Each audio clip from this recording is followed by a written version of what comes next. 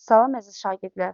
Bizim bugünkü mövzumuz feilin qrammatik məna növləridir. İnşallah izah hər birimiz üçün faydalı olar.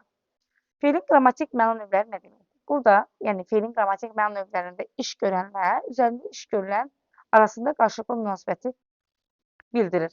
Feilin qrammatik məna növləri, yəni subyektlə üzərində iş görülən əşya, obyekt arasında qarşılıqlı münasibəti bildirir. Deməli, subyektin obyektə münasibətinə görə və yaxud da subyektin subyektə münasibətinə görə feilin qrammatik məna növləri bir neçə növə bölünür. Yəni, subyektin obyekt arasındakı qarşılıqlı münasibət dedikdə biz nəyi nəzərdə tuturuq? İş məlum ola bilər, işi görən məlum olmaya bilər və yaxud da işi görən hərəkəti öz üzərində icra edə bilər, hərəkəti qarşı-qarşıya və yaxud da birgə şəkildə və ya bir subyekt başqa bir subyekti işi görməyə məcbur edə bilər. Bu baxımdan feillər aşağıdakı qrammatik məna növlərinə bölünür. Məlum, məchul, şəxssiz, qayıdış, qarşılıq birgəlik və icbar növ feillər. Məlum növ feillərdə işi görən qrammatik cəhətdən məlumdur. Yəni, işi görən, məsələn, deyirik ki, o qapını döydü. Burada o qapını döydü. Feilimiz döydü feilidir. Özünə məxsus xüsusi bir şəkilçisi yoxdur. İndi biz digər növlərin şəkilçiləri ilə tanış olduqda məlum növü daha rahatlıqla seçə biləcəyik. Döydü. Qapını döyən məlumdur. Qapını kim döydü? O. Burada nə işi görən məlum olmayan formadadır, yəni məchul formadadır. Nə iş qarşı-qarşıyadır, nə işi başqasını görməyə məcburiyyət var. Burada heç biri yoxdur. Sadəcə olaraq işi görən məlumdur. Xüsusi şəkilçisi yoxdur. Biz belə qeyd edək. Deməli, feilin qrammatik məna növlərinin şəkilçiləri hər biri leksik şəkilçilərdir. Feilin qrammatik məna növlərinin şəkilçiləri hər biri leksik şəkilçilərdir. Amma biz qeyd etdik ki, məlum növün özünə məxsus xüsusi şəkilçisi yoxdur. Əgər feilin qrammatik məna növlərinin hər biri leksikdirsə, deməli feilin qrammatik məna növlərdə quruluşuna görə düzəltmə olur. Amma məlum növün özünə məxsus şəkilçisi olmadığına görə məlum növ quruluşuna görə sadə də ola bilər. O demək deyil ki, məlum növ feillər yalnız sadə ola bilər. Ola bilər məlum növ feillərin tərkibində leksik şəkilçi var. Məlum növ feillər düzəltmə feil ola bilər. Sadəcə olaraq özünə məxsus şəkilçisi yoxdur. Buna görə əgər feil düzəltmə feildirsə, məsələn deyirik ki, dostlar vidalaşdı. Dostlar vidalaşdı. Burada vida ismindən vidalaşmaq feili yaranmışdır. Deməli, məlum növdədir, vida ismindən yaranmışdır. İsimdən yaranmış feildir. Bu, feil qrammatik məna növünə görə məlum növ hesab oluna bilər. Deməli, məlum növ feillər quruluşuna görə həm sadə, həm düzəltmə, həm də mürəkkəb ola bilər. Deməli, feillərin qrammatik məna növünü müəyyən etmək üçün biz nəyə diqqət etməliyik? Bizə lazımdır 3 xüsusi məqam. Biz feilin hər hansı bir qrammatik məna növündə olduğunu müəyyən etmək üçün bu 3 məqama diqqət etməliyik. Birincisi, onun nəyi olmalıdır? Formal əlaməti olmalıdır, yəni şəkilçisi olmalıdır. İlk öncə şəkilçiyə baxırıq. Əgər indi hər bir növü keçəcəyik, izah edəcəyik. Birinci, onun şəkilçisi olmalıdır. Yəni hər bir növün qeyd etdik ki, məlum növdən başqa, sadəcə məlum növdən başqa digər növlərin hər birinin özünə məxsus formal əlaməti, yəni şəkilçisi var. Biz birinci baxırıq, əgər feilin şəkilçisi varsa, daha sonra həmin şəkilçilər feillərə qoşulubsa, deməli, feillərə qoşulub, deməli, həmin şəkilçilər nə etməlidir? Feillərə qoşulmalıdır. Və üçüncü isə qrammatik məna növünün hər birinin özünün məzmununu qoruyub saxlamalıdır. Əgər şəkilçini qəbul edibsə, həmin şəkilçi feillərə qoşulubsa və məzmununu qoruyub saxlayıbsa, deməli, bu feilin hər hansısa bir qrammatik məna növündə olduğunu göstərir. Bunu da biz məna növləri izah etdikdən sonra daha aydın müəyyən edəcəyik. Əgər feil, məsələn, şəkilçini qəbul edibsə, feillərə qoşulubsa, amma məzmunu qoruyub saxlamırsa, məzmun uyğun gəlmirsə, deməli, bu həmin qrammatik məna növündə deyil. Əgər heç bir növə uyğun gəlməyən feilin qrammatik məna növünü, məsələn, 2 şərt ödənir, amma başqa bir şərt ödənmir, məzmun ödənmir, deməli, bu zaman həmin feillərin hamısını nə edirik? Məlum növdə olan feillər hesab edirik. Biz qeyd etdik ki, feillərə qoşulmalıdır həmin şəkilçilər. Burada artıq biz nə edirik? Məlum növ bura aid deyil. Nəyə görə? Məlum növün şəkilçisi yoxdur. Biz qeyd etdik ki, məlum növ feillər digər nitq hissələrinə də qoşulub. Məsələn, vidalaşmaq, sonra qocalmaq, doğmaq kimi feillər məlum növdədir. Onlar orada leksik şəkilçi sözə qoşularaq, adlara qoşularaq sadəcə olaraq feil yaradır və həmin feillər heç bir başqa bir qrammatik məlum növün şəkilçisini qəbul etmədiyindən həmin feillər məlum növdə hesab olunur. Feilin qrammatik məlum növlərindən digəri, növbəti qrammatik məlum növümüz məhsul növ feillərdir. Məhsul növ feillər adından da göründüyü kimi burada işi görən qrammatik cəhətdən məhsul, yəni işi görən məlum deyil. İşi icra edən var, amma onu kimin icra etdiyi məlum deyil. Məhsul növ feillərin xüsusi göstəricisi var. Məhsul növ feillər il, ul, ü, ın, in, on, ün və bu şəkilçiləri vasitəsilə düzəlir. Deməli, biz feilin məhsul növdə olduğunu və yaxud da olmadığını, olub-olmadığını yoxlamaq üçün nə edirik? Birinci növbədə onun ıl, ın və yaxud da n şəkilçilərindən hər hansısa birini qəbul etdiyini yoxlayırıq. Qeyd etdik ki, feilin qrammatik məlum növlərində olması üçün 3 şərt ödənməlidir. Birinci, onun əlbəttə ki, şəkilçisini yoxlayırıq. Şəkilçi varsa sonra onun feilə qoşulduğunu yoxlayırıq. Daha sonra isə məzmunu yoxlayırıq. Məhsul növ feillərin məzmunu nədir? İşi görən məlum deyil. İşin kim tərəfindən icra olunduğu məlum olmayacaq burada. Məsələn, deyirəm ki, kitab oxundu. Kitab oxundu. Feilimiz oxundu. Oxundu feili köklə şəkilçi ayırıq. Sözün kökü oxu. Sözün kökü oxu. N şəkilçimiz, D isə zaman şəkilçisi. Biz burada nə etdik? N şəkilçisini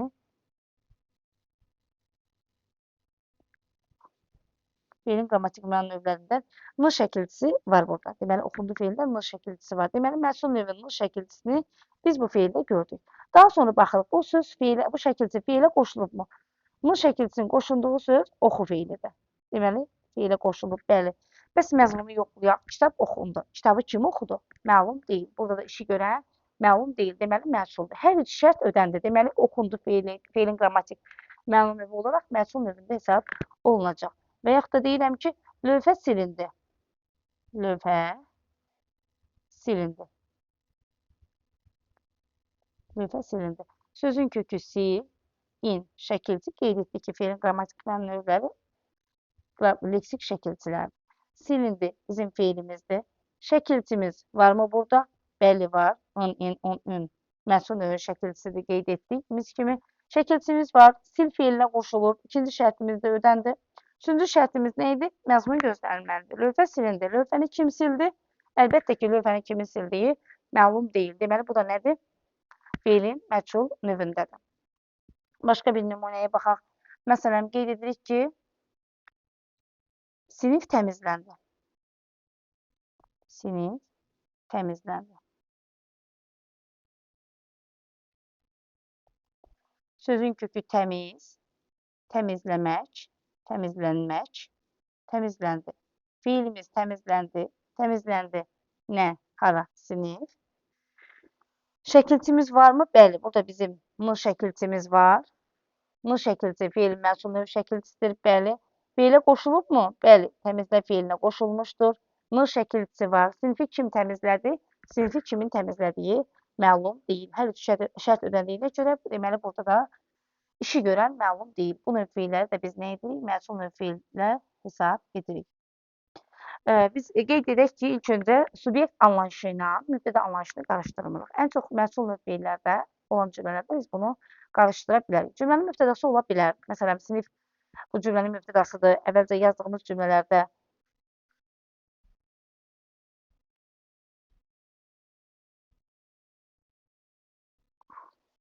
silindi. Lövhə silindi. Silindi nə?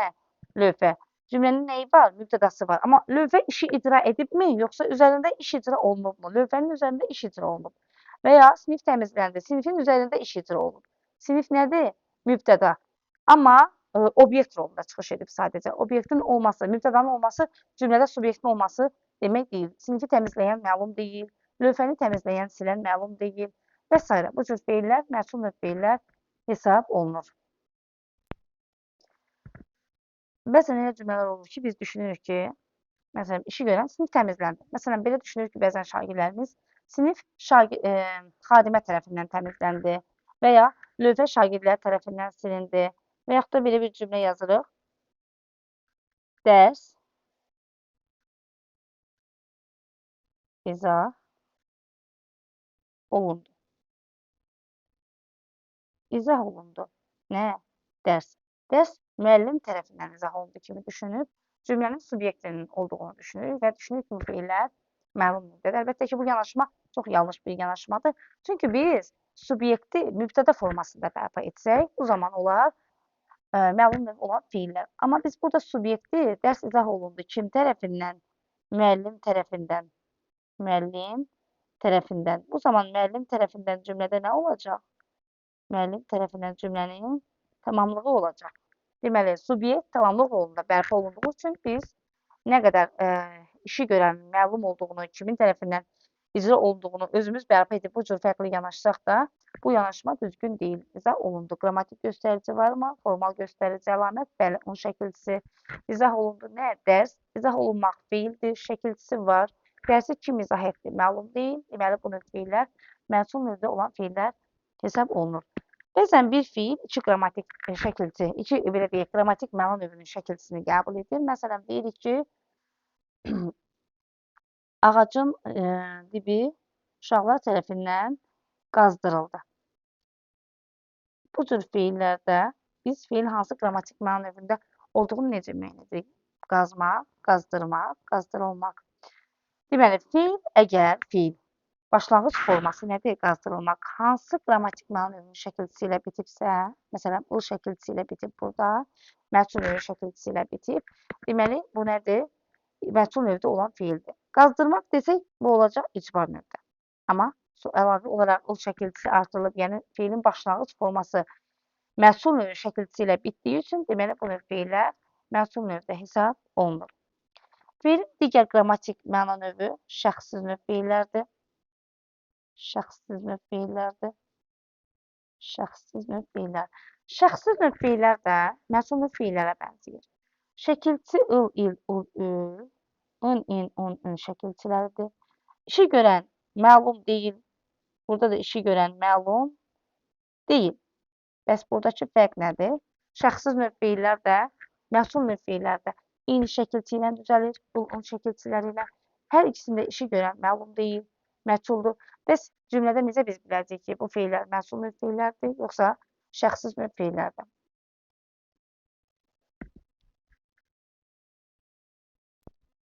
Deməli, məchul növ feillərlə şəxssiz növ feillərin fərqi odur ki, deməli, hər ikisində subyekt işi görən məlum deyil. Hər ikisinin qrammatik göstəricisi eynidir. Amma şəxssiz növ feillər cümlənin xəbəri olduqda həmin cümlənin mübtədası olmur və həmin mübtədanı heç cür bərpa etmək mümkün olmur.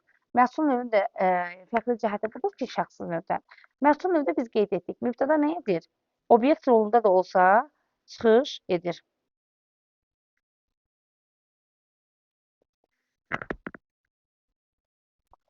Məsələn, deyirəm ki, ona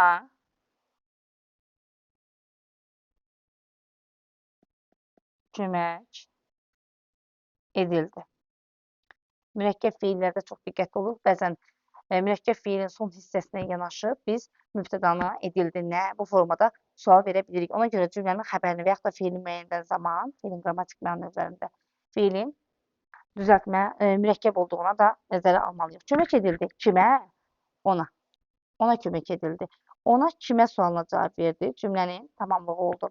Kömək edildi. Biz heç bir halda bu formada olan feillərə, yəni şəxsiz növdə olan feillərdə işlənən cümlələrdə mübtədanı bərpa edə bilmirik. Mübtədaya heç bir halda sual verə bilmirik. Onu təsəvvürümüzə belə gətirə bilmirik.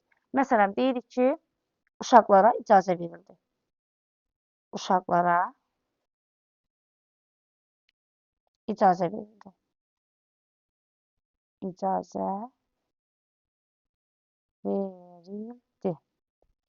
İcazə verildi. Kim? Yəni, mübtədanı nə edə bilmirik? Təsəvvür edə bilmirik, mübtədanı canlandıra bilmirik, mübtədaya sual verə bilmirik, mübtədanı heç bir halda cümləyə bərpa edə bilmirik. Ümumiyyətlə, cümlə qurmasaq belə, şəxsiz növ feillər işləndiyi cümlələr, şəxsiz növün özünü heç bir halda mübtədanın sualını verə bilmirik. Məsələn, deyirəm, hörmət edildi. Kimə? Nəzər salındı. Nəyə əhəmiyyət verildi? Kimə inanıldı? Kimə? Kim sualını vermək mümkün deyil. Nə sualını vermək mümkün deyil şəxsi növdə olan feillərə. Və ya deyirəm ki, iclasda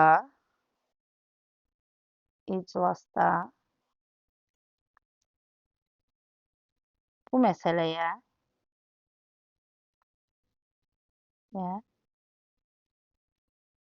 toxunuldu. Toxunuldu. Nəyə? Məsələyə. Kim toxunuldu? Yəni, mübtədaya heç bir sual verib onu xəbərlə uzlaşdıra bilmirik. Yəni, şəxsi növ feillərdə nə edə bilmirik? Mübtədaya sual vermək mümkün deyil. Mübtədanı təsəvvür etmək, onu bərpa etmək heç bir halda mümkün deyil. Deməli, şəxsi növlə məchul növün fərqi nə oldu? Şəxsi növ feillərdə, cümlədə mübtəda olunur, təsəvvür olunmur. Amma məchul növ feillərdə isə məchul növün feillərin işləndiyi cümlələrdə mübtəda obyekt rolunda da olsa çıxış edir. Daha sonra şəxsi növ feillər yalnız toxunuldu. Fikir verək. Üçüncü şəxsin təkinin şəxs onluğunu qəbul edə bilir. Kömək edildi. Kimə? Nəzər salındı. Nəyə? Yalnız üçüncü şəxsin təkinin şəxs onluğunu qəbul edə bilər. Amma məchul növ feillərdə isə istənilən şəxsin şəxs onluğunu qəbul edə bilər. Feilin digər qrammatik məna növlərindən biri qayıdış növdür. Qayıdış növ. Qayıdış. Feilin digər qrammatik məna növü qayıdış növü. Qayıdış növü də şəkilçisi ıl, il, ul, ül, ın, in, un, ün. Şəkilçilər oxşarlıq təşkil etsə də biz məzmunu tam anlayandan sonra, dərk edəndən sonra biz bunu asanlıqla seçə bilirik. Qayıdış növünün şəkilçisi də ıl, ın, mı şəkilçisi. Bəs bunu məchul və şəxsiz növlərdən necə fərqləndirək? Biz öyrəndik ki, məchul növlə qayıdış növü şəxsiz növü necə fərqləndirməliyik? Bəs qayıdış növü digər növlərdən necə fərqləndirək? Axı onların da qrammatik formal göstəriciləri eynidir. Burada hərəkət, yəni subyekt işi nə edir? Öz üzərində icra edir. Məchul növdə işi görürdü bir şəxs və yaxud da şəxsiz növdə. Biz bilmirdik ki, burada işi kim gördü. Amma qayıdış növdə işi kim görəcək? Subyekt obyektin üzərində yox, elə öz üzərində icra edir. Deməli, obyekt həm də subyektdir. Subyekt eyni zamanda obyektdir. Subyekt öz üzərində nə edir? İşini görür. Deməli, məsələn, nə deyək? Məsələn, deyirəm ki, dağların başında çən göründü.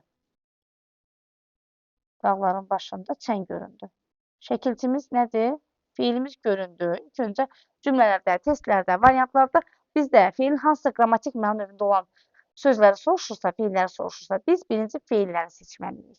Digər nitq hissələrini kənara qoyub feilləri tam aydınlaşdırırıq. Sonra onlarda istənilən hər hansı bir qrammatik məna növünün şəkilçisini axtarırıq. Daha sonra isə məzmununu.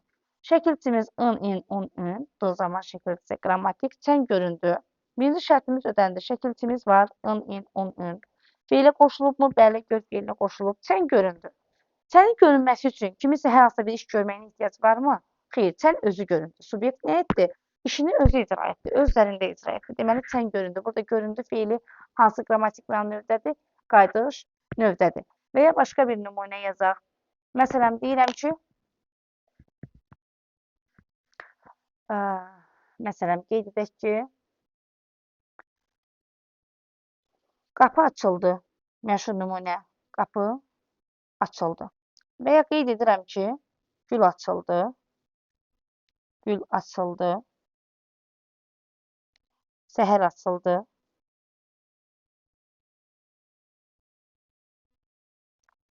Səhər açıldı. Baxın feillərimizdə hər üçü açıldı. Deməli, elə feillərimiz də var ki, deməli, cümlədən asılı olaraq müxtəlif qrammatik məna növlərində iştirak edə bilərlər. Açıldı nə qapı? Açıldı nə gül? Açıldı nə səhər?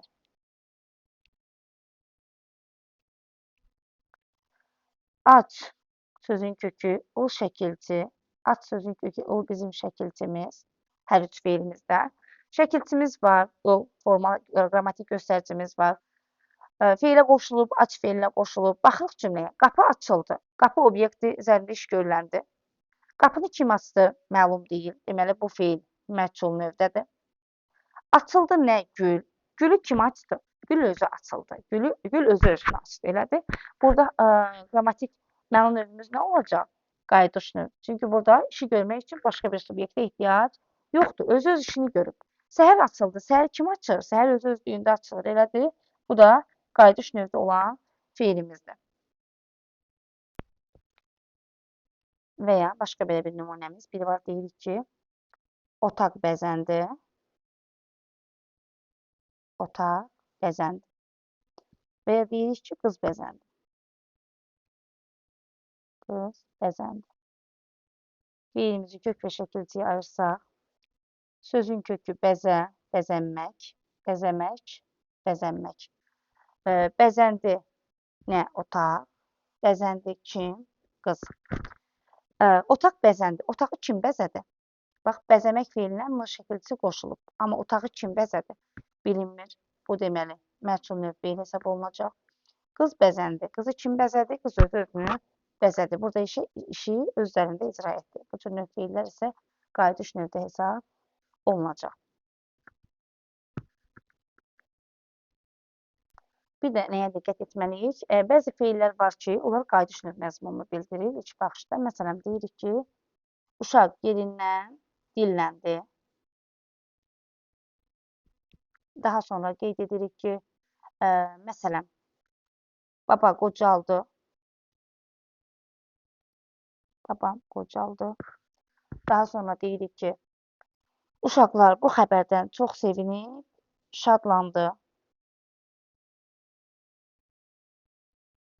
Su duruldu. Hava qaraldı.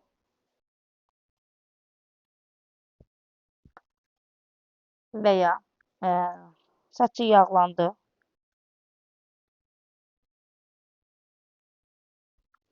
Diqqətli olaq bu feillərə. Biz dedik ki, feilin hər hansısa bir qrammatik mənövündə olması üçün 3 şərt ödənməlidir. Hər 3 şərti yoxlayırıq.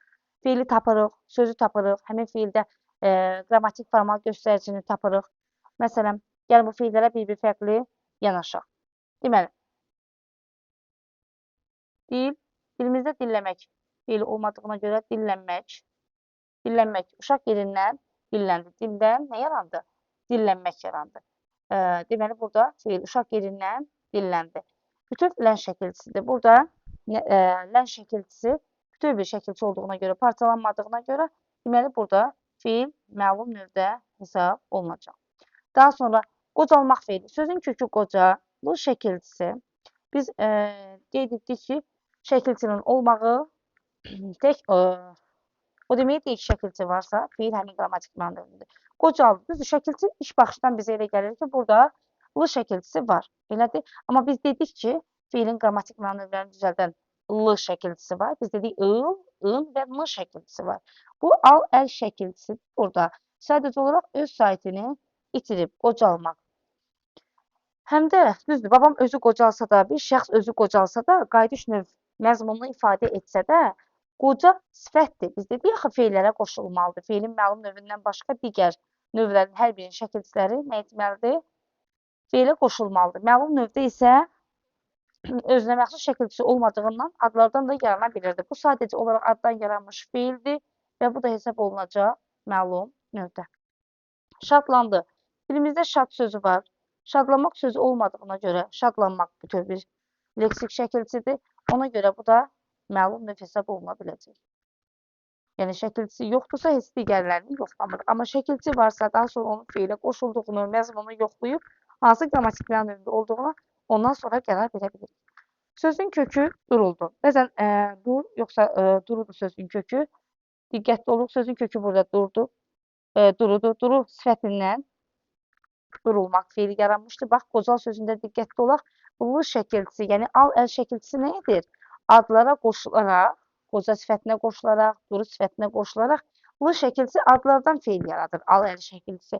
Ona görə burada bizə sözün kökü dur olmayacaq. Və yaxud da sözün, belə düşünək, məzmun baxımından da yanaşsaq, biz suyun durulması üçün durmağına ehtiyac yoxdur. Bəzən çay axır, yenə də çayın suyu nə edir?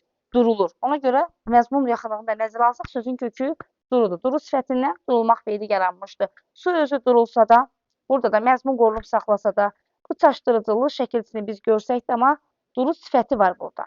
Deməli, sifət feilə qoşulmadığı üçün həm də feilin qrammatik mənövlərini yaradan l şəkilçisi yoxdur. Yenə qeyd edirəm. Ona görə bu da hesab olunacaq feilin məlum növündə. Qaraldı feili də eyni qaydada qara sifətinə, bax, yenə də al, əl şəkilçisini artırmaqla yaranmışdır. Sadəcə biz qeyd etdiyimiz kimi Azərbaycan dilində saitlə bitən söz və saitlə bitən şəkilçi yanaşı gəldikdə bu zaman nə edir? Dişli samitdən istifadə olunur və ya ləfzdən asılı olaraq şəkilçi öz saitini itirir. Qara sifətinə lı şəkilçi qoşulub qaralmaq fiilini yaratmışdı. Hava qaraldı.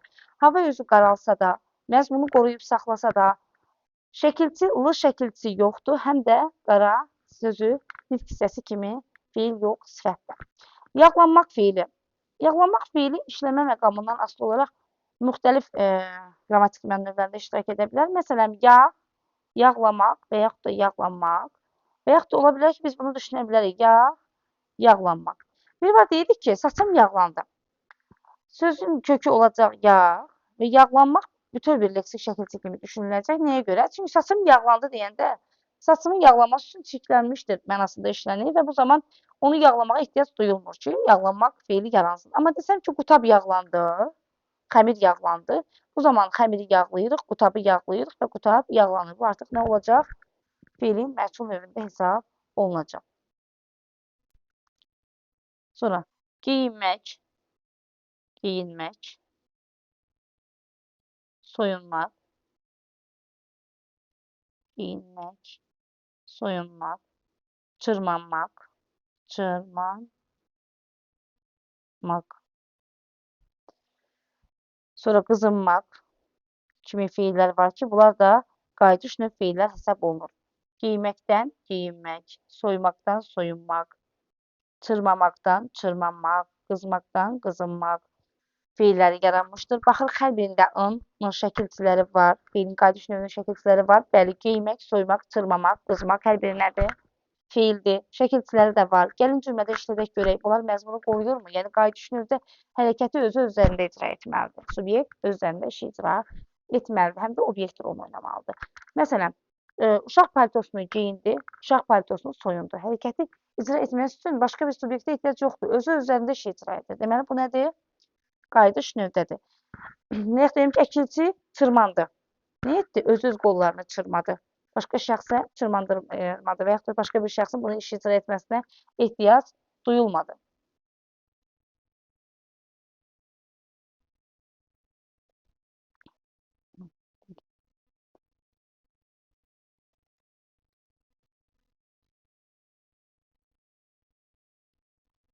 Deməli, burada da qayıdış növdə olan fiillərdir. Qızınmaq. Hava qızdı və hava qızındı. Hava öz-özlüyündə qızındı. Elədir. Bu da qayıdış növ fiillər hesab olunacaq. Elə fiillər də vardır ki, onlar cümlədə işləmə yerindən fərqli olaraq eyni şəkilçini qəbul edir. Həm məhsul növdə, həm də qayıdış növdə işlənə bilir. Məsələn, çəkildi. Çəkildi belə fiillərdən biridir.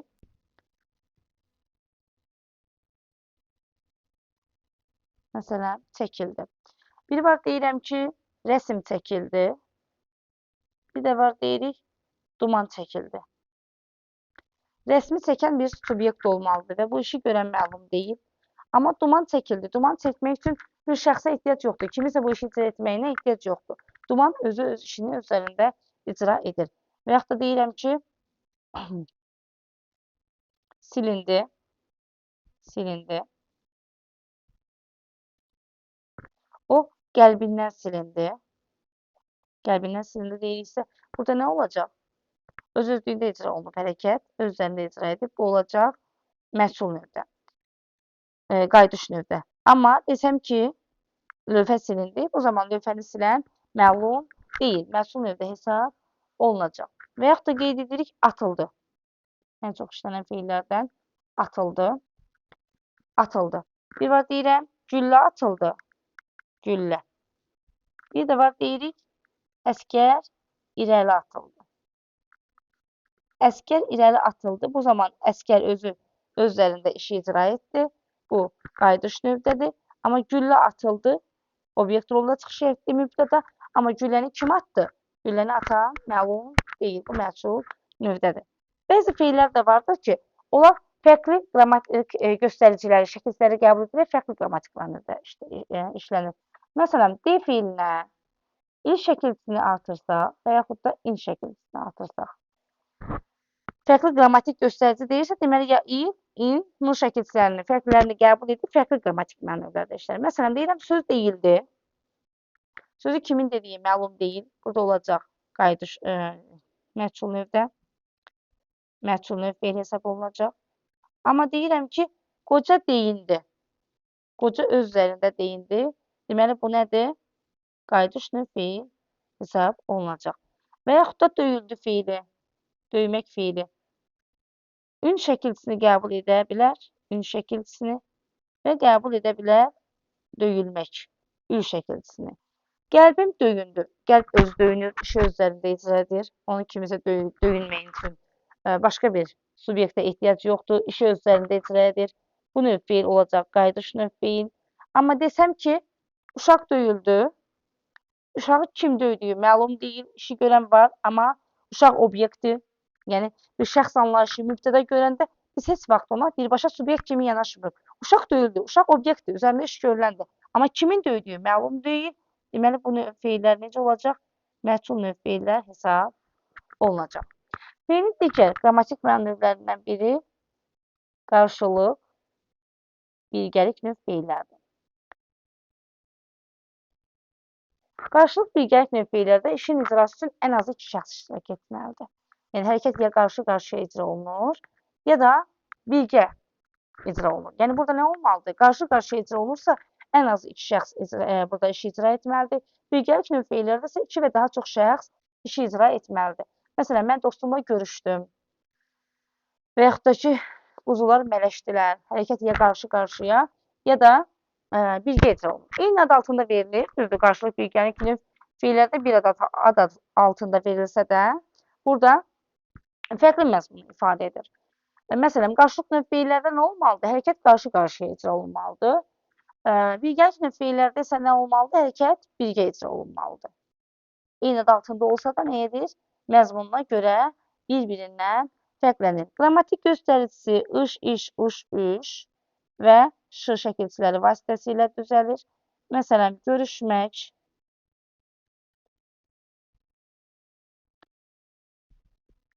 döyüşmək,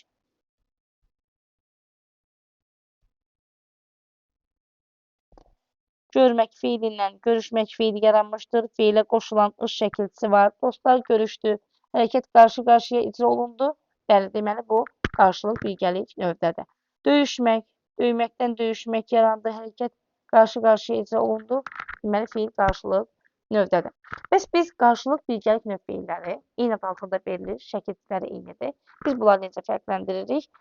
Adından göründüyü kimi qarşılıq növ feillərdə hərəkət qarşı-qarşıya icra olunur. Birgəlik növ feillərdə isə hərəkət qarşı-qarşıya yox, birgə icra olunur. Yəni, qarşı-qarşıya dayanıb icra etməyə ehtiyac yoxdur. Mütləq şəkildə, cəm şəkildə, toplu şəkildə insanlar yığışır və bunun üçün qarşı-qarşıya hərəkəti icra etməyə ehtiyac yoxdur.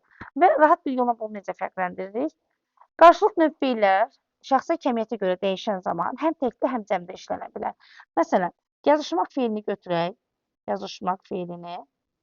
Yazmaq, yazışmaq. İlk mənada baxanda, ilk dəfə yanaşdıqda feilə yazışmaq, hərəkət necə icra olunmalıdır? Qarşı-qarşıya. Amma biz yenə də tərəddüd ediriksə, feilləri şəxsə görə dəyişirik. Mən yazışdım, sən yazışdın, o yazışdı, biz yazışdıq, siz yazışdınız, onlar yazışdılar. Nə etdi? Bütün şəxslərə görə həm tək, həm də cəm.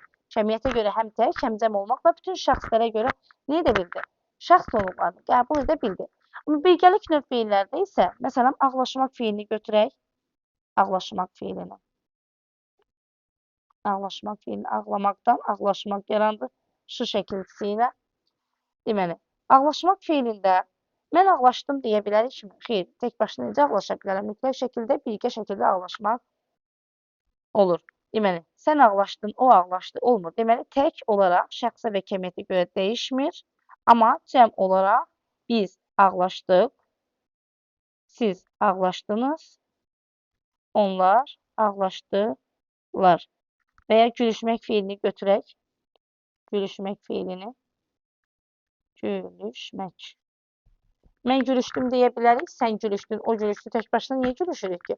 Nə olmalıdır? Bunun üçün birgə şəkildə dostlarla, tanışlarla, ailə ilə birlikdə nə etmək lazımdır? Gülüşmək lazımdır. Biz gülüşdük, siz gülüşdünüz, onlar gülüşdülər. Amma götürsək hər hansısa bir feili, məsələn, işlə düzələn başqa bir feilə baxaq. Yazışmaq feilinə. Mən yazışdım, sən yazışdın, o yazışdı, biz yazışdıq, siz yazışdınız, onlar yazışdılar. Deməli, nədir? Həm təkdə, həm də cəmdə şəxsə görə dəyişib şəxs onluqlarını qəbul edə bilir. Bu növ feillər qarşılıq növ feillər hesab olunur. Deməli, dilimizdə elə feillər var ki, biz onlara çox diqqətli oluruq. Biz dedik, məzmun da önəmlidir, feilin formal göstəricisi də önəmlidir, feilə qoşulması da önəmlidir. Məzmunca qarşılıq növə oxşuyur. Məsələn, deyirik ki, güləşmək, çalışmaq,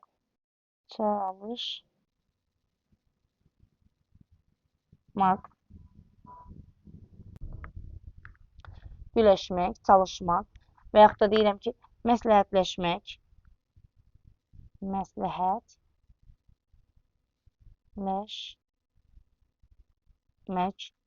barışmaq,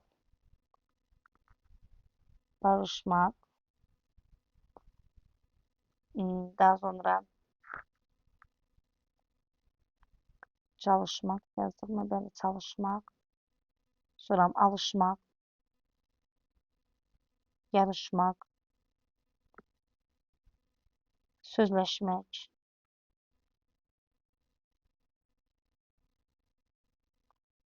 və s.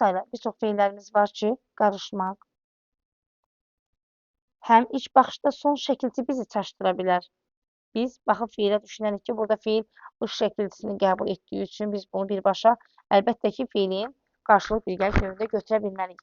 İlk öncə biz sözü kök və şəkilçiyə ayırmalıyıq. Məsləhət, dilimizdə məsləhətləmək feili olmadığına görə məsləhətləşmək, gördüyümüz kimi heç bir şəkilçi yoxdur. Sadəcə olaraq adlardan feil əmələ gəlmişdir. Feil hesab olunacaq məlum növdə.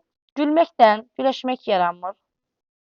Barış, leksik yaxınlıq, bağlılıq yoxdur. Çalışmaq, çalmaqdan çalışmaq, almaqdan alışmaq yaranmır. Yardan yarış yaranmır.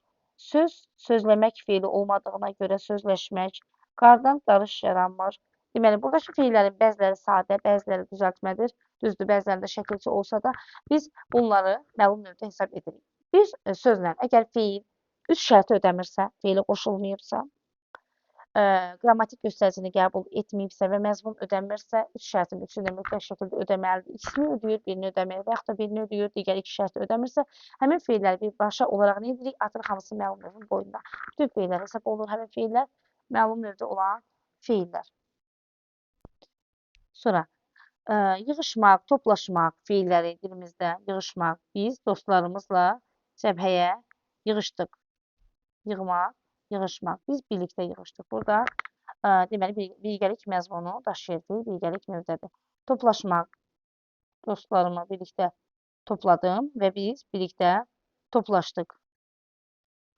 Birgəlik məzmununu daşıyır. Yığışmaq feili yerinə görə, məsələn, ağlım başıma gəldi mənasında işlənib, ağlım başıma yığışdı mənasında işlənib. Eyni zamanda bu zaman işləndikdə isə məlum növdə hesab olunacaq.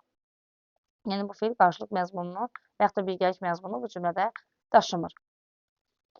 Sonra, baxışmaq feili. Mən, məsələn, onunla baxışdım. Burada baxmaqdan baxışmaq. Hərəkət qarşı-qarşıya icra olunduğu üçün bu da qarşılıq növdə hesab olunacaq.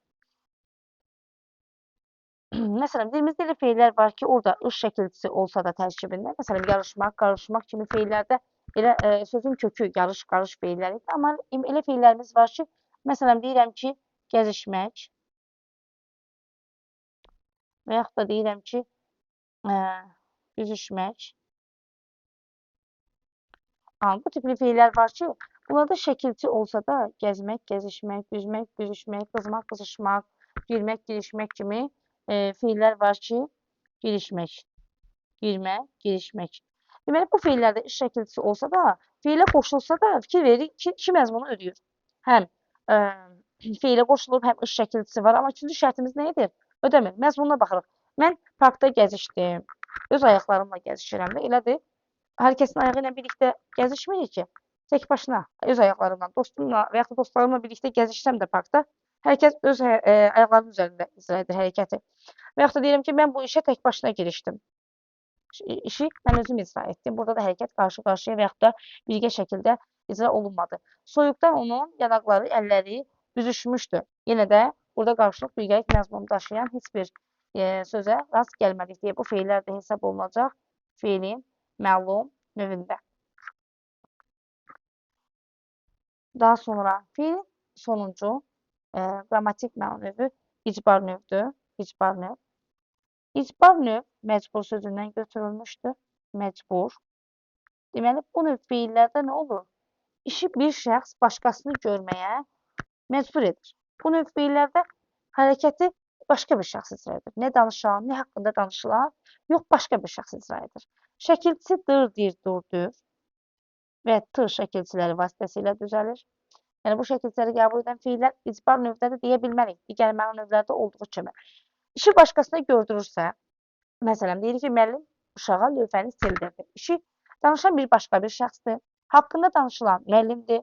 Müəllim də lövhəni başqa bir şəxsə sildirib. Məsələn, Əliyə sildirib, İbrahimə sildirib, lövhəni başqa bir şəxsə sildirib. İşi özü icra etməyib. Yəni, icbar növdə də nə olmalıdır? Məzmun olaraq işi başqasına gördürmək lazımdır. Məsələn, deyirik ki, baba məktubu nəvəsinə oxutdu. Baba məktubu oxutdu. Feilimiz oxutdu, oxumaq feili. Tır şəkilçisi var. Bəli, biz mütləq şəkildə birinci formal əlaməti yoxlamalıyıq. Dır, dir, durdur və tır şəkilçiləri varmı? Bəli, tır şəkilçisi var feilimizdə.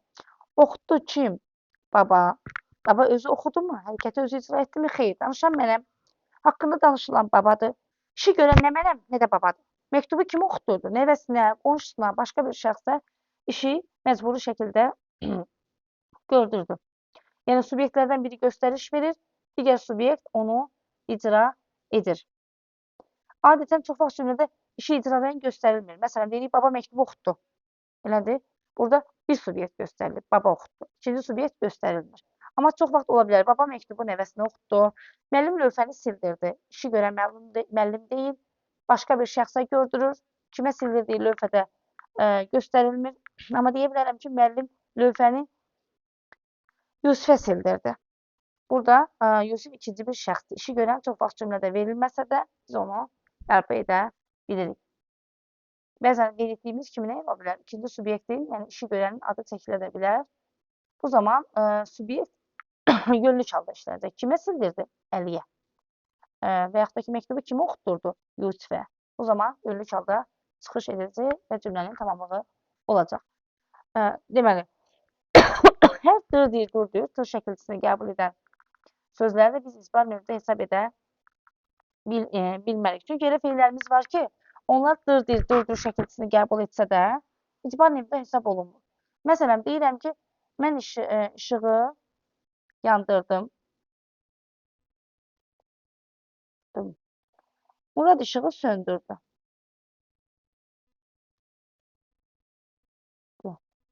Məktubu sahibinə çatdırdım.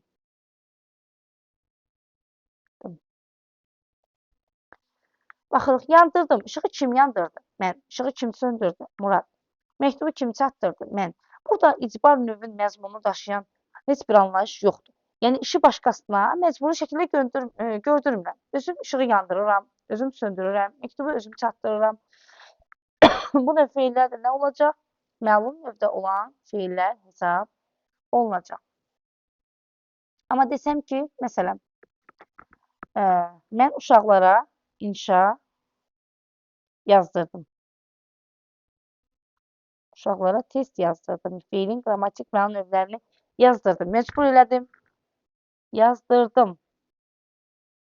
Mən yazdırdım. Danışan başqa bir şəxsdir. Mən uşaqlara, müəllim uşaqlara inşa yazdırdı. İşi mən görmədim, uşaqlara gördürdüm. Məcburi şəkildə siz bunu yazmalısınız. Məcbur etdim işi görməyə. Sonra elə feillərimiz var ki, yerindən asılı olaraq həm icbar növdə, həm də məlum növdə işlənə bilər. Elə feillərdən biri elə yazdığımız oxutdu feilidir. Oxutdu feili, yəni oxutmaq feili. Əgər işi başqasını görməyə məcburiyyət varsa, məsələn, məktubu kiməsə oxutdu, bu formada işlənən cümlələrdə nə olacaq? Məcbur, icbar növü. Amma deyirəm ki, o universitetdə oxutdu. Nə edir? İşi başqasına gördürmür. Oğlunu özü oxudur. Oğlunu universitetdə oxutdu, liseydə oxutdu, xaricdə oxutdu. Bu kimi cümlələrdə isə oxutmaq feili məlum növ hesab olunacaq. Sonra, və yaxud da ki, məlumatı uşaqlara bildirdim. İşi kim gördü? Mən. Mən getdim uşaqlara məlumatı bildirdim. Deməli, bilmək, bildirmək. Bu da məlum növdə hesab olunmayacaq. Sonra geyindirmək. Uşağın əynini geyindirdim. Özüm geyindirdim. İşi başqasını görməyə məcbur etmədim. Uşağın əynini soyundurdum. Və yaxud da məktubu çatdırdım. Pəncərəni sındırdım. Kim? Mən. Rəsm əsərlərini nümayiş etdirdim. Kim? Mən. İşi başqasına görməyə uşaqları buna inandırdım. Meyvəni qopartdım. Kim? Mən. Yəni, işi başqasına görməyə məcburiyyət yoxdur. Sonra, qaldırmaq feilində diqqətli oluruq. Qaldırmaq. Burada da söz sadə sözdür. Nəyə görə? Çünki qalmaq yerdə qalmaqdır. Qaldırmaq isə yuxarı qaldırmaqdır. Bunlar arasında lektik yaxınlıq olmadığına görə qalmaqdan qaldırmaq yaranmır. Amma geymək, geyinmək, geyindirmək, bilmək, bildirmək. Burada dil şəkilçisi olsa da məzmun ödənmədiyinə görə icbar növ hesab olunmur. Qaldırmaq feili sadə olduğuna görə icbar növ hesab olunmur. Və yaxud da ki, deyirəm ki, uşaqlara filmə baxdırdım. Məsələn, deyirəm ki, uşaqlar bugün biz dolu filminə baxacağıq. Gələn dərsimizin məzmunu dolu filmi ilə bağlıdır. Uşaqları məcbur edirəm ki, filmə baxmağa. Uşaqlar da evdə gedib nə edirlər? Filmi izləyirlər. Müəllimin məcburiyyəti ilə. Baxdırdım feili də deməli, məcbur növdə, yəni icbar növdə hesab olunur. Deməli, bir feil iki qrammatik məna növündə işlənə bilməz. Bir feil iki qrammatik məna növdə işlənə bilməz. Feil ya icbar növdə, ya qayıdış, ya qarşılıq bilgəlik növdə olmalıdır. Qeyd etdiyimiz kimi. Əgər iki növün şəkilçisini ardıcıl olaraq qəbul edibsə, sonuncu qəbul olunan, başlanğıc formaya daxil olan sonuncu qrammatik məna növünün şəkilçisi ilə biz feilin qrammatik məna növünü müəyyən etmiş oluruq. Deməli, icbar növdə də, qarşılıq bilgəlik növdə də icraçı bir nəfər olmur. İcbar növdə danışan, haqqında danışılan üçüncü şəxs, lakin qarşılıq bilgəlik növdə isə işi görməklə tərəflərindən biri başqasına mane olmur.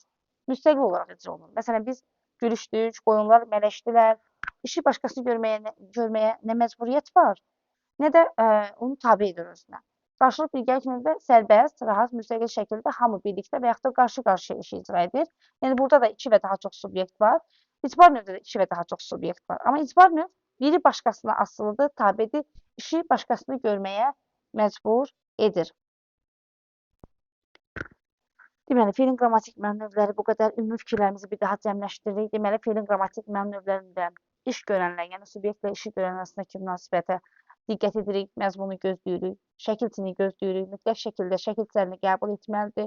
Yəni, əgər feil qayıdış növdədirsə, məlum şəxsi növlərdədirsə, n şəkilçisini, əgər feil icbar növdədirsə, dır, dur, tıl şəkilçisini, qarşılıq bilgəlik növdədirsə, ış və ya ş şəkilçilərini qəbul etməlidir. Bu şəkilçilərin heç birini qəbul etməyən feillər məlum növdə hesab olunur. Və yaxud da bu şəkilçiləri qəbul etsə də, məzmun uyğun gəlmədiyi üçün, feilə qoşulmadığı üçün feillər məlum növdə hesab olunacaq.